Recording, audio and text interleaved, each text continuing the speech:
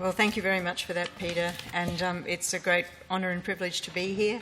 And thank you to the Enhancement Themes Group and Rowena for inviting me, all of you for welcoming me, and Christine and her colleagues also from the QAA Scotland for the very warm welcome.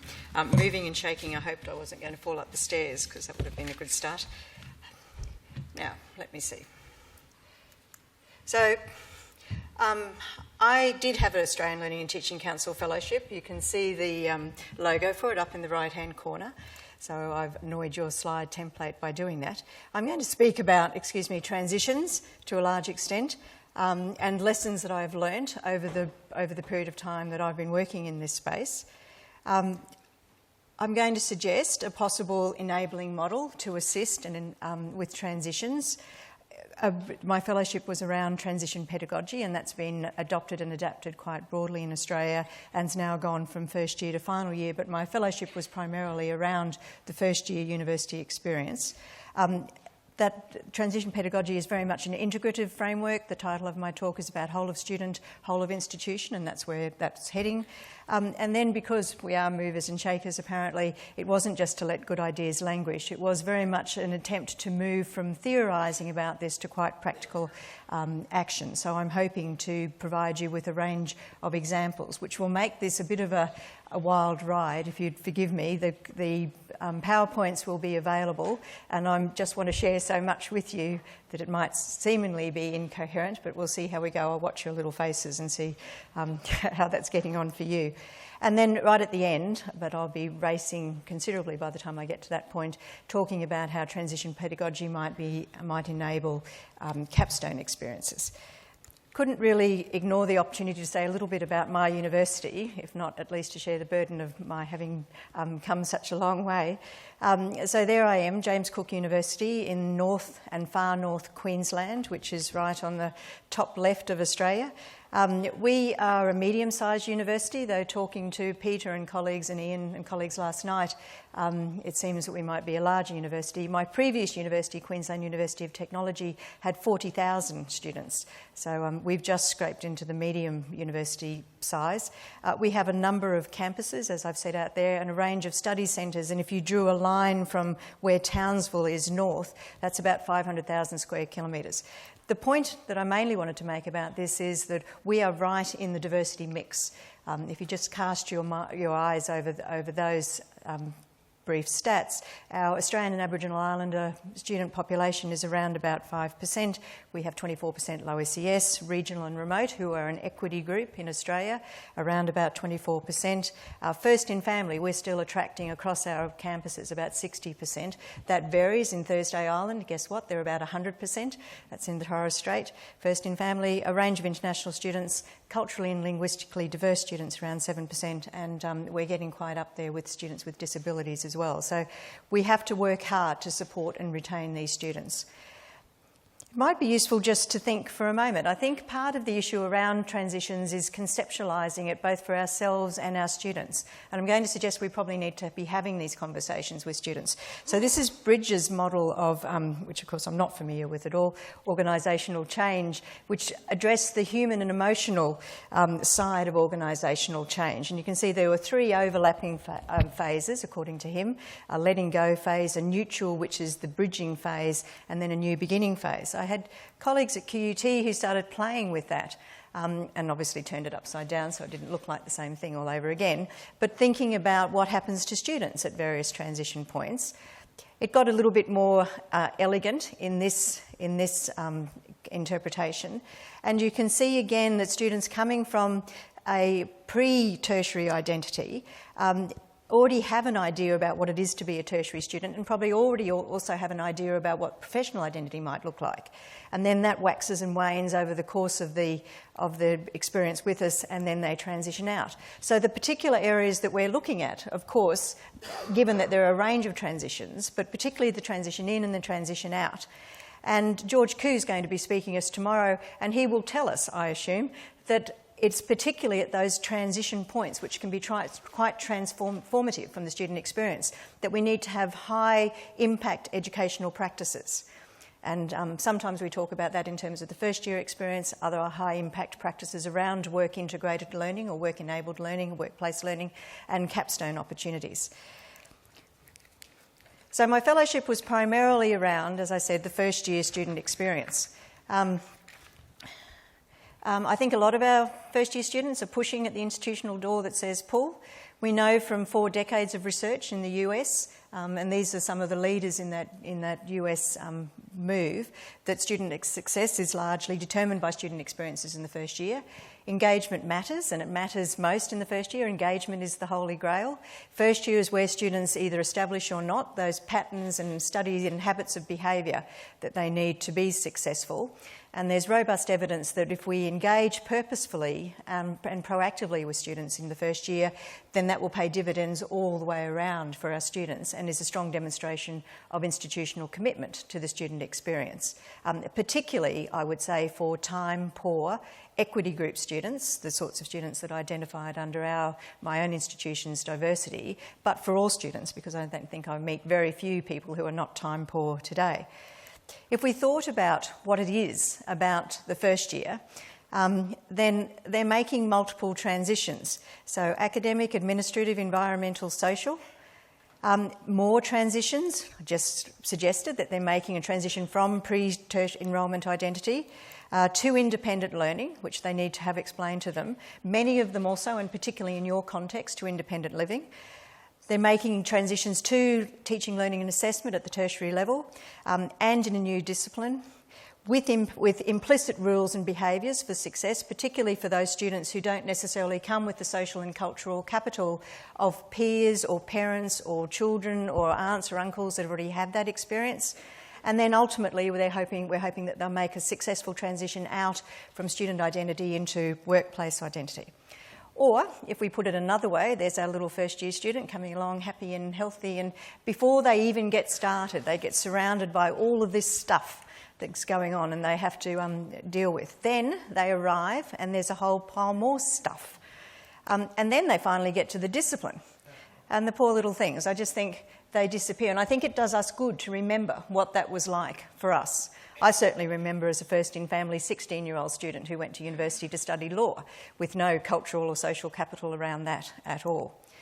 So it's a pretty rickety old bridge for school leavers going from school to university. I'm very interested in your context now here in Scotland with the 6th year and the advanced hires after the 6th year, and how that particular cohort might make the journey across that rickety bridge and how we might enable a seamless transition for them. But I think whoever the students are, there is this enormous potential for disengagement. I don't think we can leave student transition success to chance. And I would always use the opportunity to say, in terms of online or distance learning, I think many of them suffer that indignity of not being sure about how they might go about themselves. Why do students leave in first year? Well, it's complex. You'd expect someone to say that, and multifaceted. It's a range of student characteristics, institutional factors, such as the ones here, around course dissatisfaction, course preferences, student perceptions of academic quality and the quality of teaching.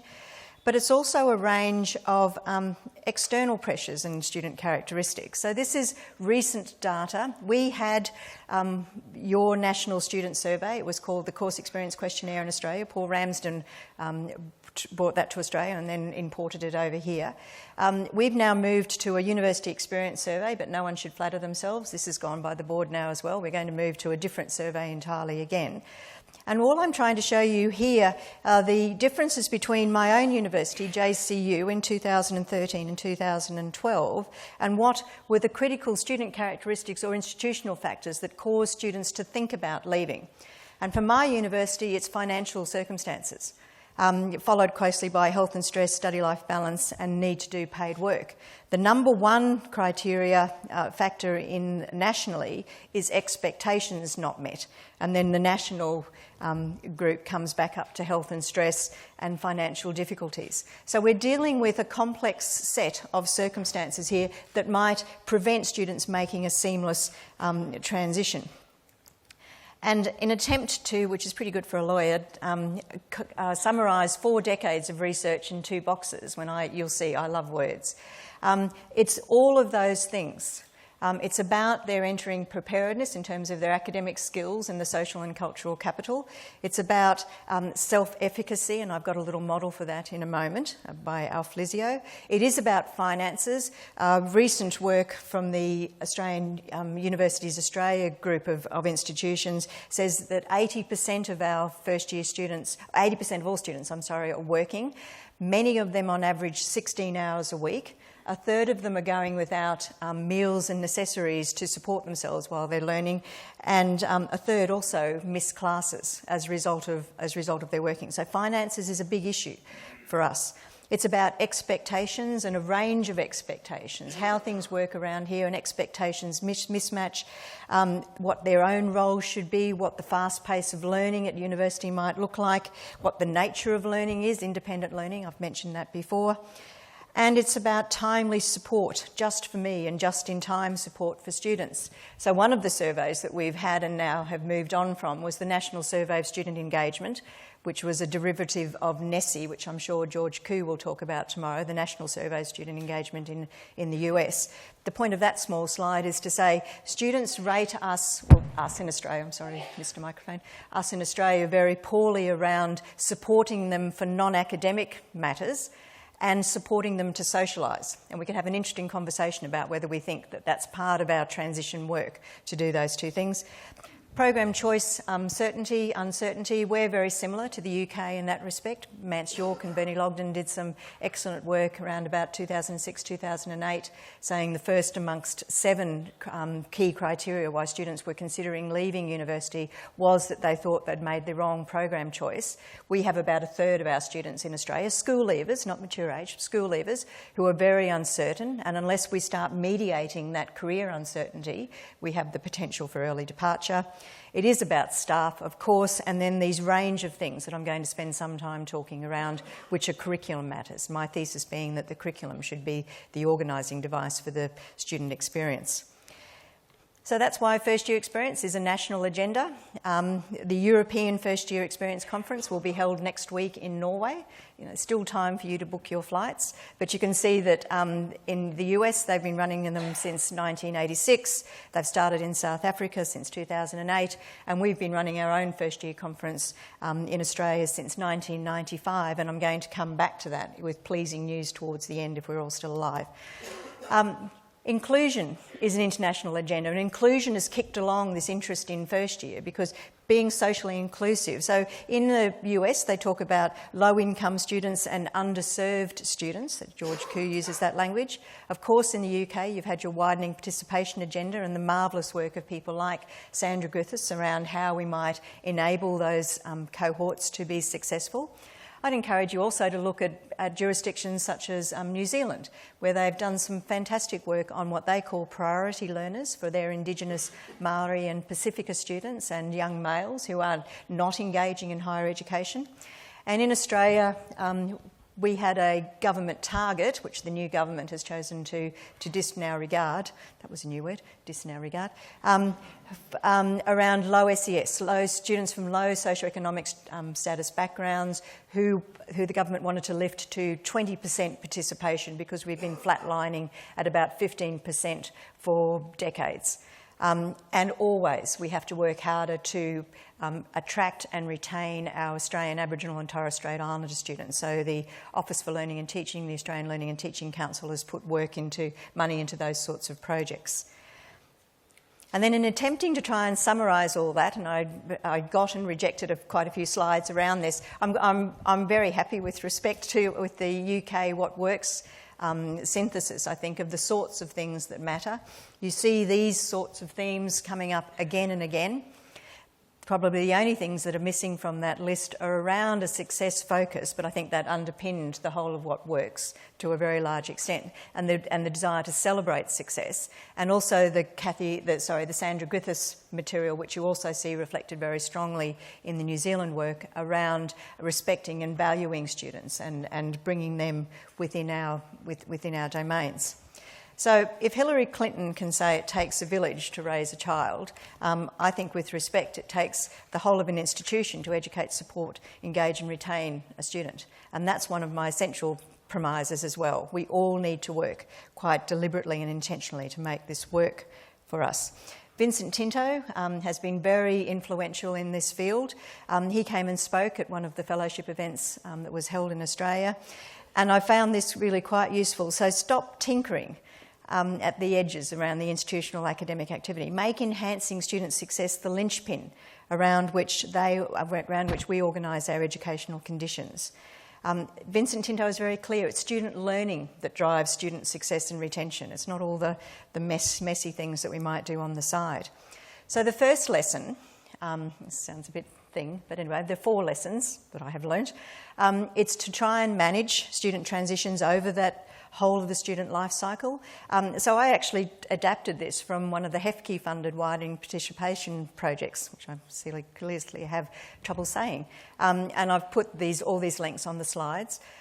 So trying to convey to students a sense of coherence and celebrating their achievement as they go through, starting from the earliest point around aspiration informing and working through, appreciating that a number of students come from TAFE or further education and need to be also carefully facilitated into the institution.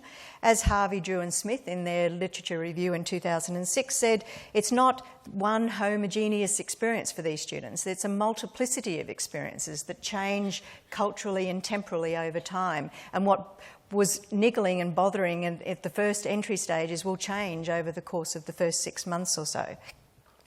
So trying to understand from a recruitment retention point of view and a whole of institution approach how we might manage those transitions over the student life cycle. And I've seen in the conference program, for example, a number of you are talking about transitions into what I would call work integrated learning, the work-based learning opportunities, but we've got a body of work to do there.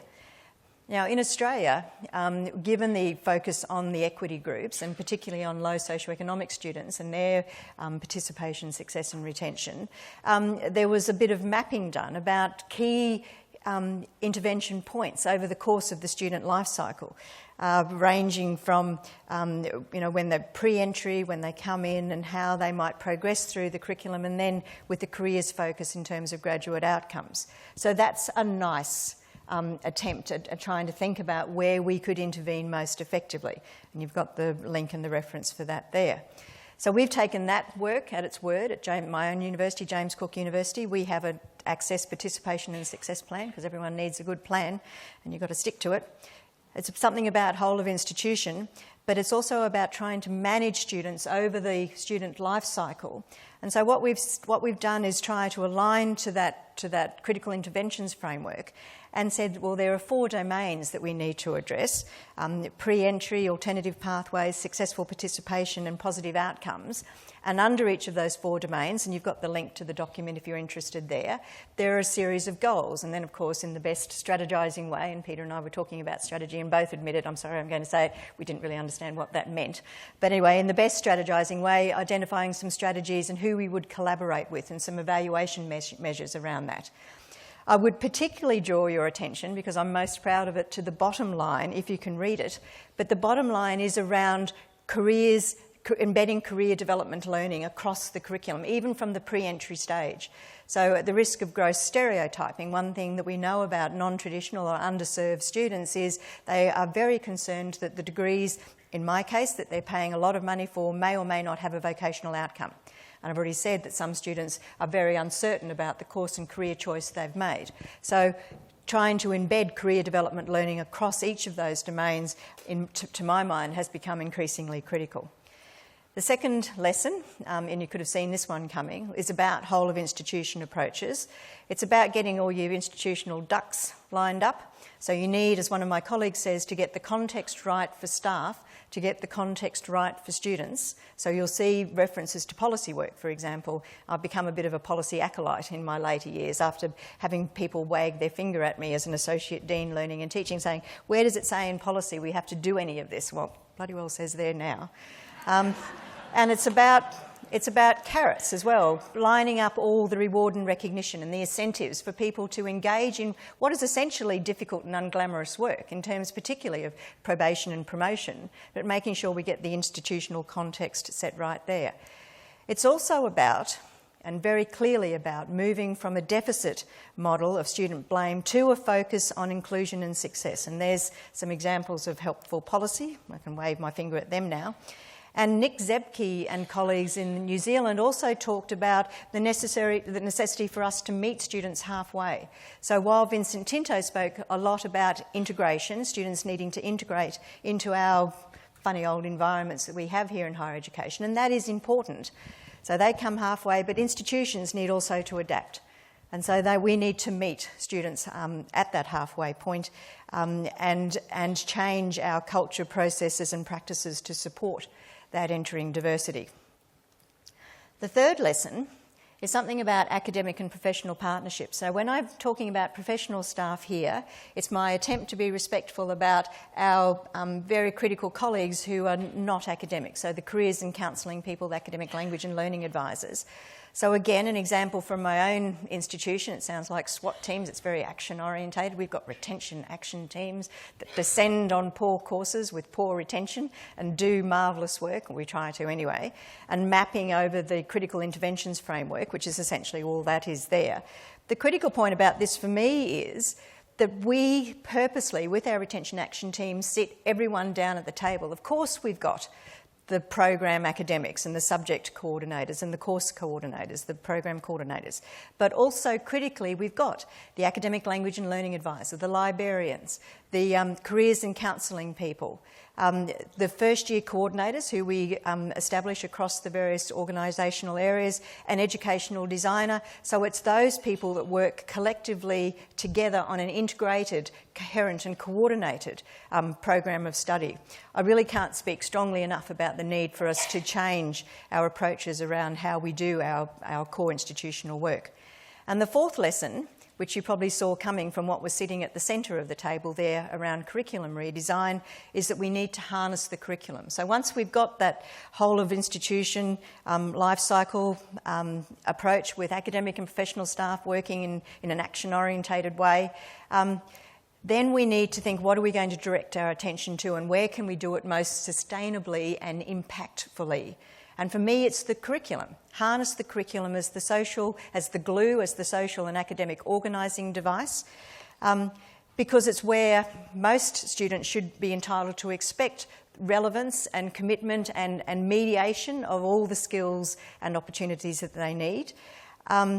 It's about helping students master their student role when they come to university, about doing inclusive curriculum design, giving them a sense of belonging driven through the curriculum. So we can't, time-poor students don't have time to go and try and find where all the services are outside, and don't necessarily nowadays study and play through university, much as I know I did, especially in my first year, which was a sad story. So encourage that sense of belonging for students driven through the curriculum, and have a success focus and monitor for success. So when I was doing this work around curriculum redesign, I was heavily influenced by, though of course acknowledged and appropriately did, the enhancement theme that was going on at the time, which was around the first year experience. And one of the reports from that very impressive piece of work was around curriculum design and also around assessment and academic language and learning. At the same time, though just before, the University of Ulster had just completed this STAR project, and they had developed some curriculum principles. And more recently, I understand she might be in the room, and I'm desperate to meet you, Kathy or Catherine. Kathy Bovell and colleagues have helpfully collected together a bit of a literature review around our various approaches around how we might focus on curriculum design. So it's gaining traction, and I'm trying to say a bit validated, not something I made up in my spare time, as some of my colleagues would have me say. So in an attempt, again, to try and conceptualise what was happening here, and if we examined what was happening with first year in the sense of a growing maturity of approaches in a generational sense, and thinking about what the institutional culture shift needs to be to enable and support and engage and retain all those great verbs students. I think where we were for a long period of time in terms of languishing was on the periphery of the curriculum. So, don't touch my precious academic curriculum. Students, if they need help, can just go and have a look out there with orientation and counselling and careers and academic language and learning advising. The fellowship and the work that the enhancement theme and the University of Ulster and others had done was about coming in from the periphery of the curriculum and focusing on what really matters to student learning, engagement and success. And it was around a curriculum focus that did some intentional mediation and supported the diversity of entering cohorts. And that requires faculty and academic partnerships of people sitting around the table, ensuring that academic literacies are embedded in the curriculum, for example. And then we started to think, pigs are flying and it's a wonderful world. We could sing a song. It's about joining together the first and second generation approaches and imagining in our ideal world that all of this could be upscaled to holistic, across the whole institution approaches. So that across all of our disciplines, programs and services via faculties and professional staff working together, so that wherever they looked, the students would only see seamless, helpful people and they could rely on what was happening in the curriculum. And essentially that's where transition pedagogy came from. It's just a philosophy around being quite intentional about first-year curriculum design to support and carefully scaffold and mediate the first-year learning experience for contemporary heterogeneous cohorts. So just a reality check around that. And once you get institutions being very intentional and cohesive about this, you get things like this. This is Charles Darwin University, fortunately in Darwin in Australia, right up the north there. They've got a common units program. So all students, even if they've come from further education or some sort of vocational training, must do common units that enable transition into either the arts area or the sciences area.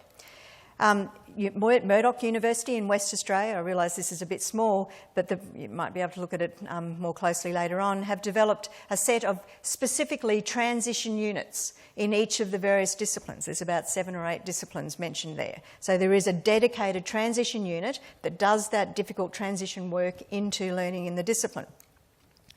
And in my own university, again, I realise this is a bit small, but quite intentional curriculum design around a sub-degree place, a sub-bachelor's degree program, which is we call the Diploma of Higher Education, that's enacted critical curriculum redesign that has a weekly data report sent to the course coordinators so they can see who's engaging and not, that enables early phone contact out to students who are at risk of disengaging, that adopts quite deliberately a case management process, and independent learning plans are developed for each student, including something about career advising.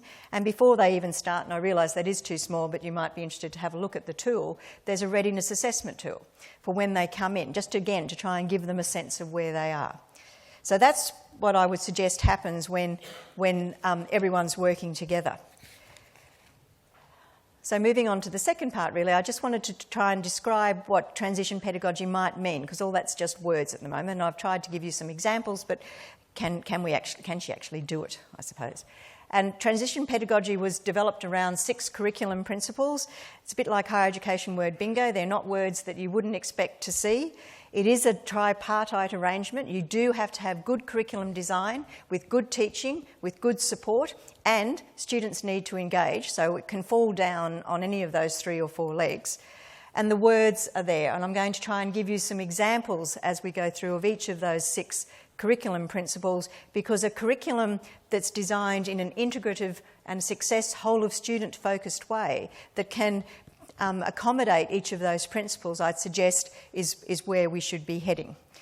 So starting with the first one of them, something about transition. So the idea is that our curriculum and all of our processes are designed to help students and support them make the transition seamlessly into our institutions, whatever their entering background. They might have come from further education, from school, they might be second chance learners, they could be other degree students. And I know a number of you would probably have something like this, a learning journey or some sort of description about what happens to students when they come to our universities. What I particularly liked about this one, or apart from the fact that I think they've adopted or adapted something that I did in 2004, which is, of course is always very flattering, is that it normalises for students that it will be a bit of a journey. It'll be an up and down experience, and there will be peaks and troughs, but that's quite normal. And if you're having difficulty, come and ask us, and we can attempt to help you. Similarly, another site that's not university branded at all, but enables a discussion about what being a successful student looks like. For those students who are 6th, 7th, 8th generation to come to university, this is all fine. They've got parents and siblings and parents and partners and aunts and uncles that can help them with this. But for other students to whom this is all a mystery, who don't understand those hidden rules and expectations and behaviours that you need to be successful, this makes that reasonably explicit. And here's a model around self-efficacy. Alf Lizio and Keithia Wilson, who developed this 5 senses of success model, are both psychologists, so they actually know what they're talking about, to be compared with a lawyer who's made it all up.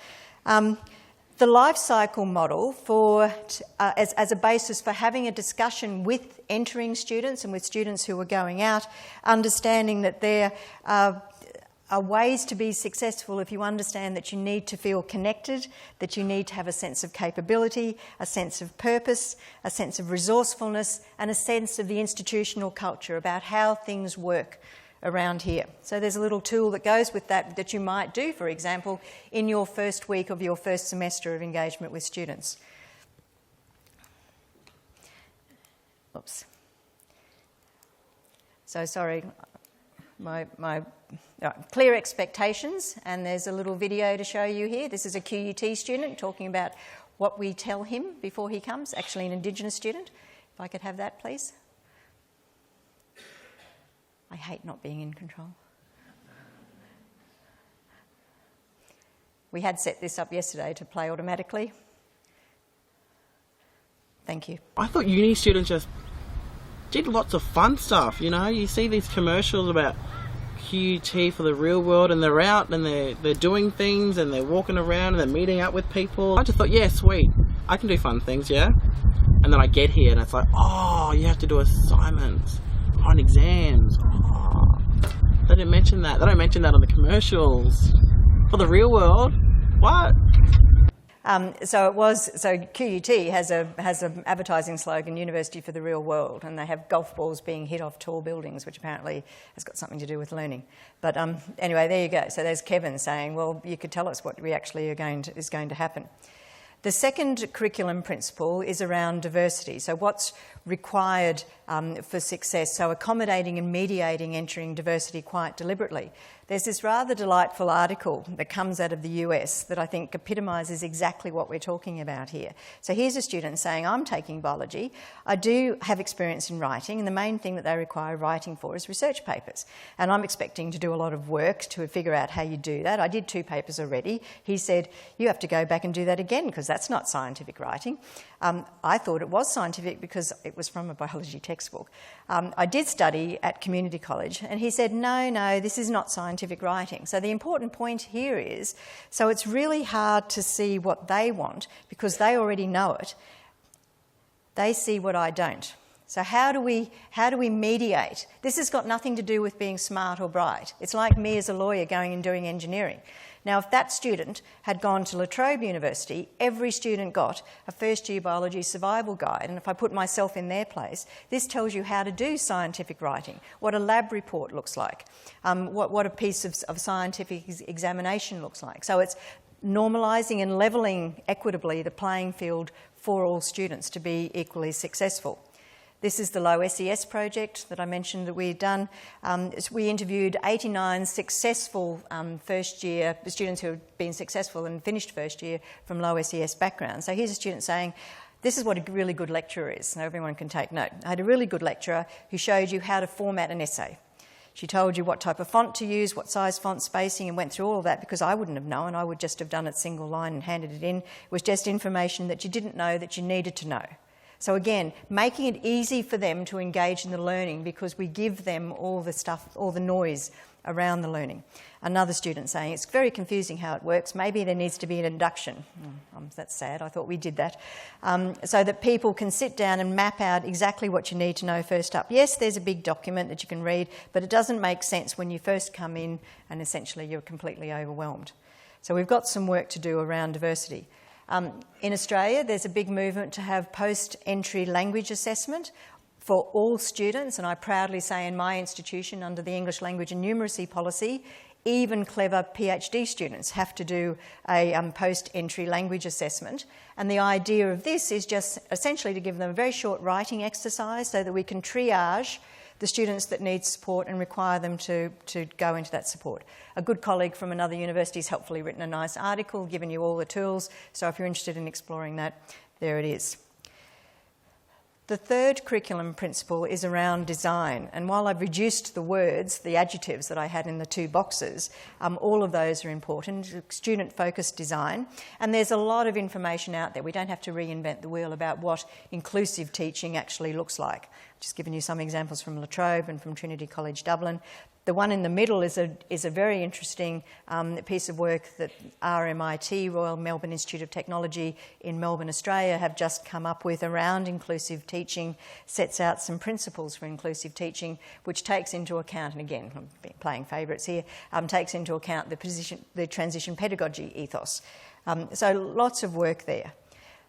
Now, rather so that I can stop talking at you for a few minutes, we held a first-year curriculum design symposium in 2009 at the end of my fellowship. Invited anyone who wanted to come along, had to close the books at 400, my proudest moment being that they were half academic and half professional staff coming to talk about how we support first-year students. How could we capture that? Well, we made Symposium the movie. And you might hear some people whose language is similar to yours. So Bill Johnson, for example, was one of my collaborators from the University of Strathclyde.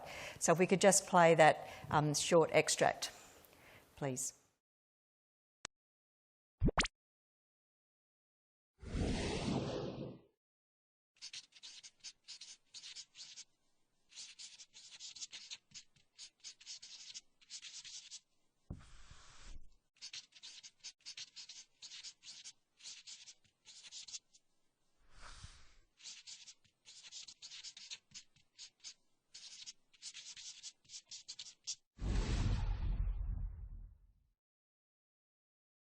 The design principle focuses on the fact that first-year curriculum should be intentionally designed as a coherent whole that scaffolds student learning over the entirety of their first year. There are important questions to consider in terms of who decides what goes into the curriculum, who decides how it will be constructed, and there are lots of arguments and debates about that. And in particular, at the moment, there are many stakeholders, such as industry representatives, accrediting bodies, political, economic factors play a part in how the curriculum is constructed. And that's before anyone at the university level gets to have a say. And also, the curriculum design is often determined by the students themselves, you know, the demographics and the needs of those students. We hope at least that those things are taken into account. The importance of our intentional curriculum design to support, retain, and help graduate students in the critical first year first recognizes that for most students who come to the university, many of whom work, attend part-time, and live away from campus, it's the classroom and in turn the curriculum that frames the classroom experience that they encounter. As a result, an intentional curriculum design that supports student learning by assessing and evaluating their outcomes, by providing support connected to the curriculum, that allows them to provide feedback about their performance, and importantly, engages them with other students in learning, is critical to their success. And that is why I've been very impressed with the work of Sally Kift and Karen Nelson at QUT, because they're working to design and implement such a curriculum at the university. Sally Kift and I have been using the term transition pedagogy to explain this broader view of the term curriculum, that includes the time and the space and the materials and the experience that the student has because they encounter that curriculum. So the idea of an intentional design being a transition pedagogy. And this transition pedagogy has certain features, and I think its key feature is that it engages the students in a way that acknowledges the reality of their lives. So despite their backgrounds or preparedness or their previous learning experiences. The elements of what might be called an ideal learning experience would be characterized by 4 conditions. One, that experience would provide students clear expectations or guidelines for what they have to do to succeed, and hold high their expectations, that they require them to work to succeed. 2, would provide support that is contextualized and connected to the places where they seek to learn, the classroom and the curriculum. Support that allow them to not only to learn together, but to make the transitions that are made during the first year, and bring together both academic and professional staff. 3, it would be a system that would allow for the evaluation of student progress, and such as to trigger support, academic support, when students need it during the critical first year. And 4th, and actually very importantly, it must engage students as shared active learners with each other in the curriculum. Research in that regard is very clear. Engagement matters, and no place does it matter more than in the curriculum and the places of seeking to learn. Engagement that includes all students, not just some. Retention's obviously a big issue in a lot of people's minds, and I think this idea of actually setting yourself up to design a curriculum that will deal with retention is the way forward. Well, one approach is to redefine the problem and make it a problem of maximising success rather than minimising retention and dropout. And if you do that, then everybody benefits, because you can say to yourself, we're designing a course quite systematically so that everybody succeeds. And that doesn't have to translate into dumbing down, quite the reverse. That can actually translate into a more engaging, challenging, enjoyable course from the student's point of view. I don't think that curriculum renewal can operate just on its own. I think it has to operate in a context, and I think the leadership that is required in universities is one which gets the context right for staff to get the context right for students. Now that might be addressing something like timetabling, or it might include questions at appointment, or discussing at promotions interviews what they have done to contribute to the first year curriculum.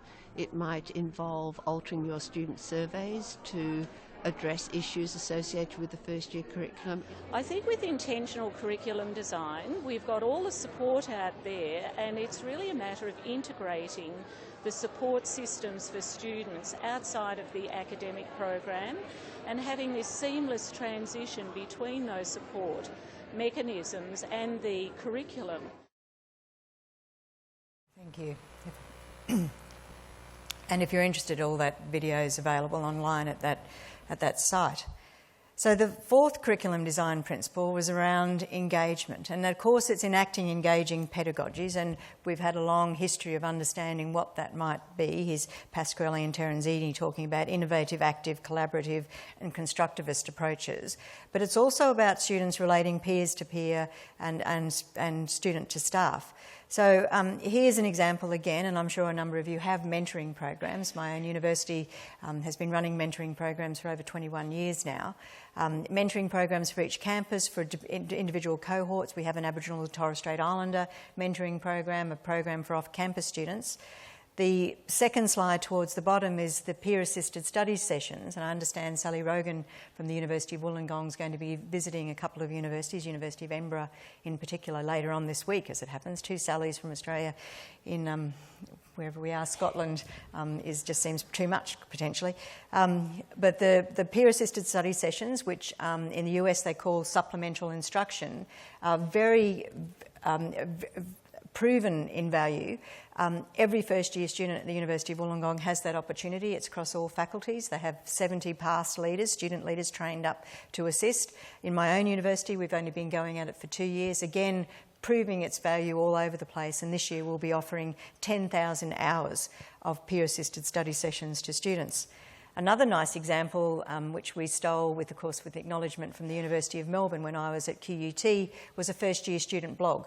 So having first-year students blogging about their experiences, very normalising and engaging, and especially when it comes around to exam time, hearing what other students are doing. And I've had a little bit of an emphasis most recently on careers. So again, my old institution developed 6 career modules that can be plugged into the curriculum, 2 in particular at the pre-entry or the entry stage to help settle that early anxiety, but then transition through the curriculum with the workplace preparation and the career management, and then graduate careers and workplace resilience modules. And again, just an example from my own institution about thinking about managing your career from first year and final year with that little brochure that we have there. The 5th curriculum principle was around assessment. So how we might assist students to make the transition to tertiary assessments and the expectations there, and give them early feedback to alleviate their anxiety and to provide feedback to teachers about how those students are going, so again we can pick them up if they're at risk. Lots of words on a page because I'm a lawyer. It's all about trying to be consistent and clear in what we're doing with our assessment. If we're going to use words such as describe in our assessment tasks, let's be clear that's what we mean. If we're going to, and good universities, so I'm now dichotomising good universities and evil universities, good universities have a list of those assessment verbs and what they mean, have a list of assessment tasks and what they mean. So we don't confuse students by saying, well, you've got to do an essay, but you're doing a research project. Are they the same things? Who knows? Clarification about assessment expectations, clear and consistent advice, particularly around plagiarism and referencing. In my own discipline, law, we used to confuse students mightily by saying, well, you could use this referencing style or you could use this referencing style. But whatever it is, it's different from what the rest of the university does because we use footnotes. Helping students how to make use of examples and model answers. The assessment knowledge exchange work that out of Oxford Brookes University, some marvellous guides there around understanding criteria and also understanding what feedback is and how you might use it. Again, because I know where I am, the University of Strathclyde has some very useful resources around feedback as a dialogue, which again the Assessment Knowledge Exchange would very much approve of, and a conversation starter with students about how they might make best use of feedback. I think it's worth wasting valuable first year time having these discussions with our students because I think it sets them up for future learning success. Speaking as a law teacher, I'm used to be constantly amazed and with students who seem to not get what I was trying them to get. We hear from colleagues always that students are far too descriptive and not analytical and synthesising in their assessment works. Has anyone ever had a conversation with them about the cognitive hierarchy? So I, produce it to students and say, well, let's look at this piece of text and think about what it is to know and understand this, which quite frankly we expect from you at university. What is it then to go further up the cognitive hierarchy and to apply and analyse and synthesise and evaluate? And I know there's another one. Thanks, Mr. Bloom. But having that conversation with students so that they're clear about what our expectations are around how they're engaging with our material. Again, probably unlike what happens over here, we have a great moral panic around plagiarism and academic honesty. The essay mills are proving a particular challenge for us. Students from Macquarie University in Australia just recently had their degrees withdrawn because they'd got their degrees off the back of submitting essay mill assignments that were written by someone else. So you start to see, and we're just about to do this in our own, we're playing catch up at my place, an entry-level academic integrity module. So students don't even get into the university almost, as it were, until they've done this because, as the University of West Australia module says, students are often unaware of the complexity of correct academic, and we've lost the last word, so that's a shame, academic citations. And thinking from a teacher perspective, how we might best design our assessment. So in my ideal first year world, I would have a subject that took responsibility for essay writing. And then you could do, because I understand workload management, then you could appropriately help students understand assessments for transition. They could just give in a little bibliography of 2 or 3 articles that they've written. You'd give them minimal feedback on that. You focus your feedback on the assessment for development, which is now they've started to flesh that out a bit, and minimal feedback on the piece, the final essay piece that they put in. So feedback is consequential for students, and thinking about how we design assessment. So that's Janet Taylor, a good colleague, has done that. The final curriculum principle is around evaluation and monitoring. And what this is about is, of course, in our quality assurance and quality improvement way, we would have regard to the curriculum, but we'd also harness the curriculum to monitor for students at risk of disengaging. Now, those 2 very quick examples there are from the University of New England, both examples of giving very instant feedback. You saw one of them, I had it, if you missed it, on the assessment slide. So what they call this thing that's got big behind on it, the vibe, it updates every 10 minutes and students just feed a word in about how they're feeling. And it's really cool 3D, I'm a lawyer, I'm very easily impressed, thing that rotates on their website. But it gives sense to students of normalising what's going on, and also gives the university a sense in case anything untoward is happening.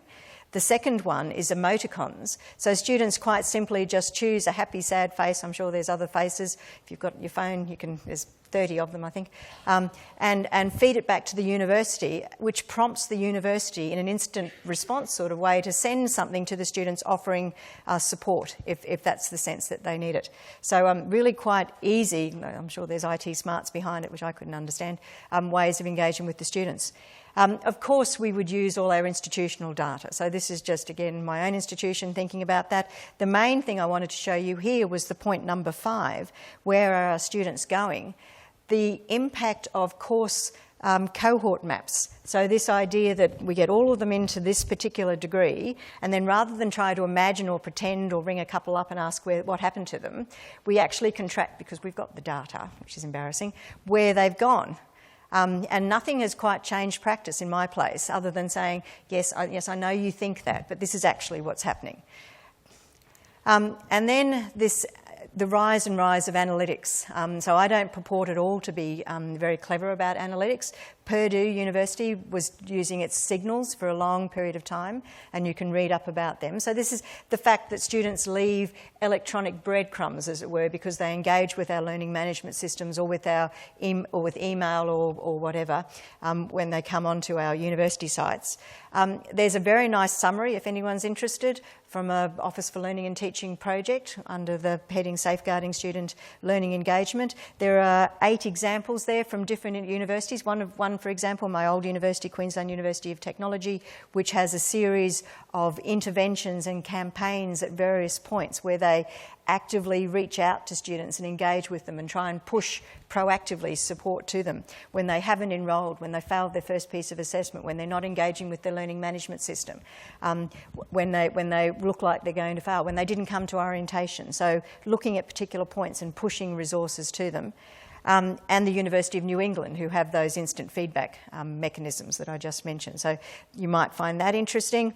My own university, I gave myself a big talking to and say I can't say we're poor because my Vice-Chancellor would kill me, but we're a bit poor, so we can't quite do that. So what we're doing is trying to harness, and it's a bit of a journey for us, Blackboard Analytics for Learn. So we take the information from the students' engagement in the Blackboard sites, the learning management system sites, and we take what we know from our corporate data about student characteristics, and they go into a funnel, and through the magic of whatever, we get a list generated or indications that some students might need help. And those data can be used across the institution for a range of different purposes. So for students, motivation, self-efficacy, they can judge where they are sitting in relation to their colleagues. For academics, for academic support staff, and then for hard people like me who want to understand, so how successful are we being in managing the student experience and our student learning? We're almost there. Capstones.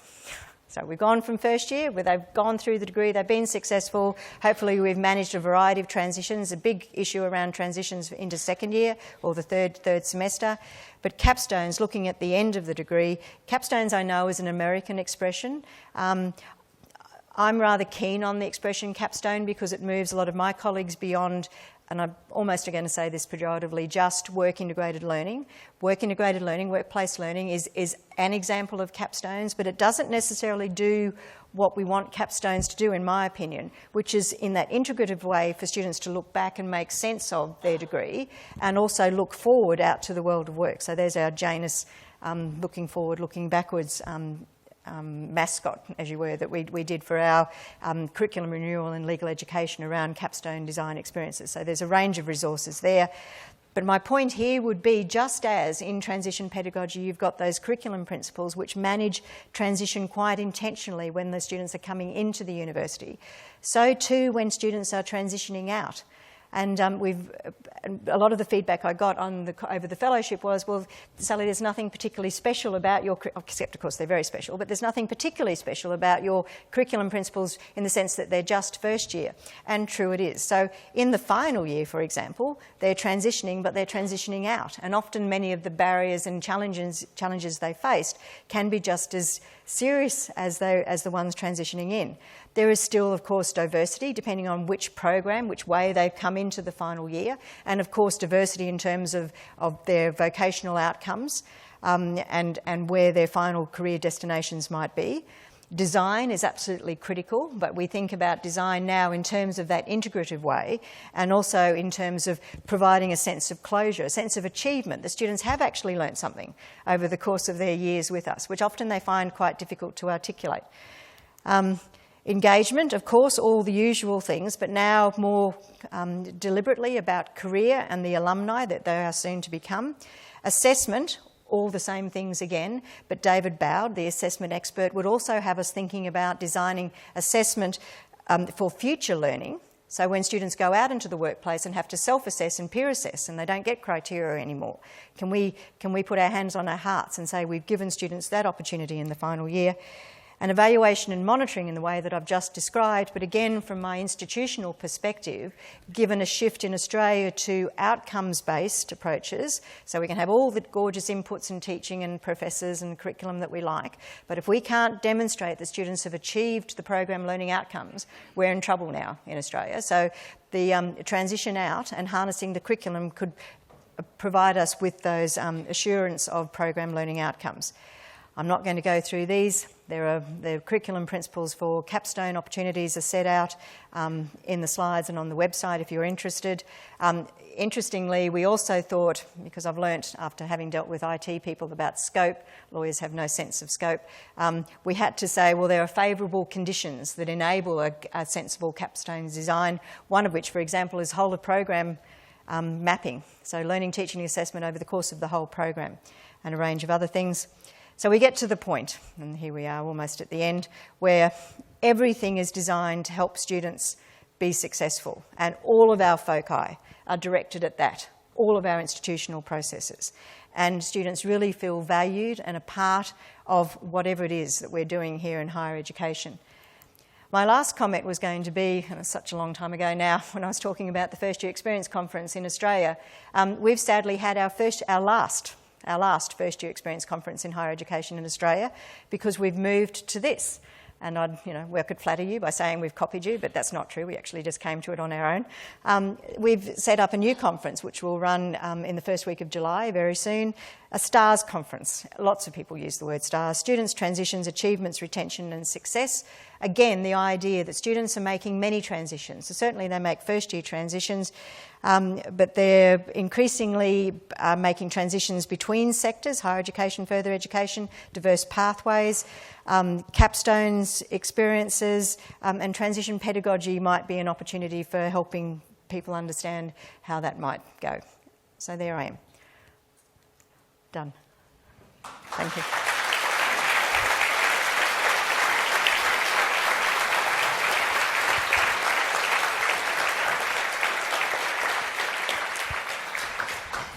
Thank you, Sally. We've got time for a couple of questions, and there are microphones moving around the room. So when a microphone arrives at you, can you say your name and where you're from? But while you're collecting your thoughts about that... that's what we're looking for. This is what the Twitter wall looks like. That must be the Twitter wall. So while you're collecting your thoughts let's take one of the questions from the Twitter wall. And I'm looking at the one from Rebecca about Yes. why are students not at the curriculum redesign table? Which is an excellent point, and it's the one thing we haven't picked up from the enhancement themes work. I understand completely the empowerment word and the difference between empowerment and engagement, and it's where we're poor in Australia, and I think it's part of the next movement. Students are at the curriculum table in the sense that we have all of their data. And we're getting quite good and data-rich with that. So their voice in terms of what's working and not working informs critically the curriculum design and redesign that we undertake. But I don't know, we have trouble getting students coming to our tables. It's probably something about us. I'm sure it's not about the students. So there, we've got further work to do with that, but I can assure you that the data is the first point. We have these wonderful things which the program coordinators just adore, which are called program performance reports, and they have to analyse the data about retention, the student feedback, the national survey data, and explain to us how their program is going to be improved as a result of harnessing the data that's available. Okay, any questions out there, or I'll pick another Twitter question. Or has everybody tweeted their questions? That's why there's no... there was a question that was circulating there. I've lost it now. About how you go about getting everybody on board, all staff on board, to realise it's everyone's responsibility. I think it's there somewhere. No, that's fine. So one of my big mistakes in the early days was writing first-year policy for my old university, Queensland University of Technology, and I made the mistake of saying that the first-year experience, along with lots of other words, was everybody's business. And I was told by the policy keepers that everybody's business, and it's not policy speak, and we couldn't have that. We had a little argument. Everybody's business went into the policy, but since I've left, of course, it's gone. So there's a story. It's Randy Swing from the United States came and spoke at the first year conference in 2003, and he said that institutional transformation, which is essentially what we're speaking about here, and accepting, again, I see a lot of Twitter feedback there about not involving the students, accepting that we need to work harder at getting the students in, but I hope I've reassured you in some way that we do have their voice there. He said embedded institutional change of this nature takes 10 years. And I actually think it's 10 dog years. You sort of go 2 years forward and 1 year back, and 3 years forward and 4 years back, and 6 months forward and something back. You've got to keep at it. I set up parallel processes in some cases. I wasn't allowed to touch orientation, I was told, when I became the inaugural first-year director at my old university, because orientation was very well dealt with, thank you very much, by the student services area. And what I wanted was an academic core to it. For time poor students, we need to be very clear about what it is they need to come along. Of course, they can have the toga parties and the jumping castles and the fairy floss or whatever. But if they can't come to anything else, I want them to come to the academic area, to the academic engagement. So it's a top-down, getting the context right for staff to get the context right for students. It's a bottom-up, empowering and enabling good people who have been doing often quite disparate, ad hoc, siloed pieces of work that often fall away when they leave. So empowering and validating that work and seeing what's upscalable. And then middle out, working with heads of department, academic, what I was, an Associate Dean Learning and Teaching, and then bringing people to the table and appointing people such as first-year experience coordinators who have the academic responsibility for some of this role, as well as enabling professional staff around this.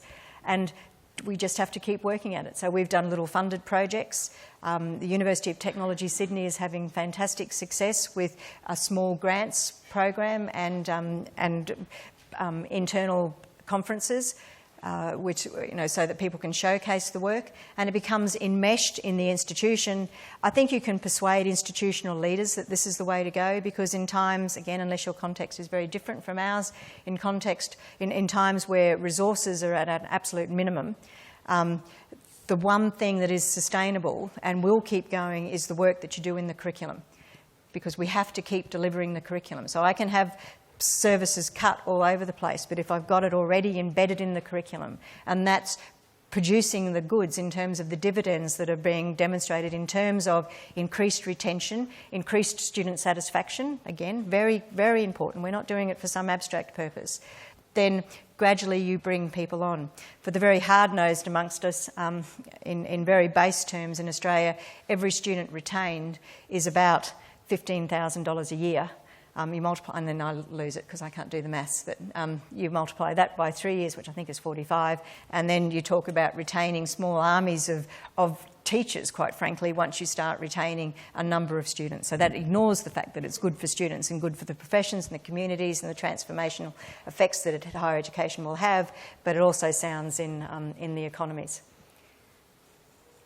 Questions out there, or are we still on the Twitter wall for one more and final question? Because I'm just conscious of the fact there's big words. It says NB needs to be out by. In which case then, I think there was a question from Sam about what we want the Capstone experience to achieve, whether it's looking back or looking forward. So I want both, and I got told I can't have both, which I think is a bit sad, because I think students want both. Students, you talk to students in the final year, and I do talk to students. Certainly they're keen on understanding what it is they've got and what skills that they can demonstrate. And I haven't mentioned, I know that Pebblepad is here. I'm a great fan, acolyte indeed, of e-portfolios or PD personal development plans as you have them in the UK. So students are very keen on understanding in an integrated way what their knowledge, skills and abilities are that they've accumulated over the course of time. But final year students have already started shifting their gaze. If it's not happening in the first semester of the final year, it's certainly happening in the second semester of the final year. And so harnessing that transition out focus. And my thesis would be, again, as with all things, you don't just drop this in as an injection process at the end of the degree. As with all things, you start in grade 1. You start with the first year. You build academic literacies from the first year to the final year. You need to build career development, learning and planning from the first year to the final year. So when it comes to the final year and they're thinking about the skills and resiliences that they need, a new word I think again, to transition out, then that opportunity is made available to them.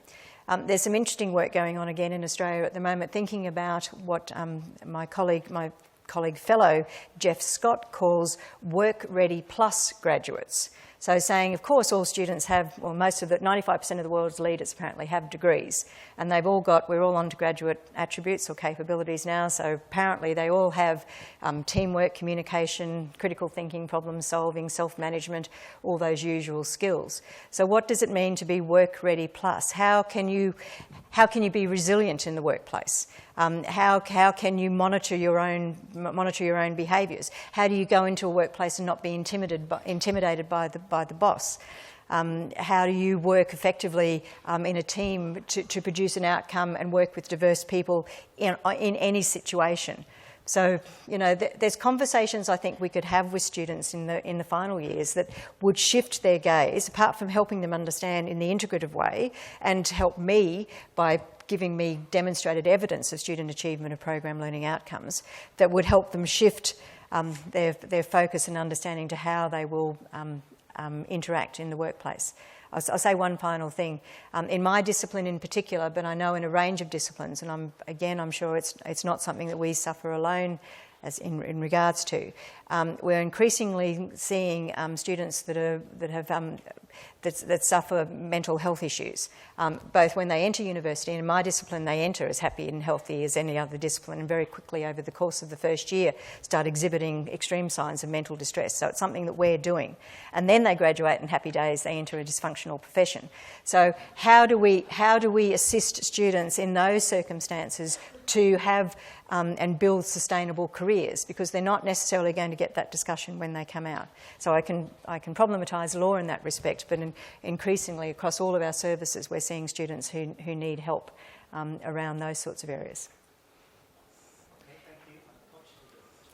I know Sally's around for all of the conference, so there'll be opportunities for you to ask questions of Sally outside. I'm also conscious I'm now eating into your coffee time. We're back here at 2 o'clock. The parallel sessions will be starting at 11, so you've probably just got enough time to grab a coffee. And can we thank Sally again for a great talk?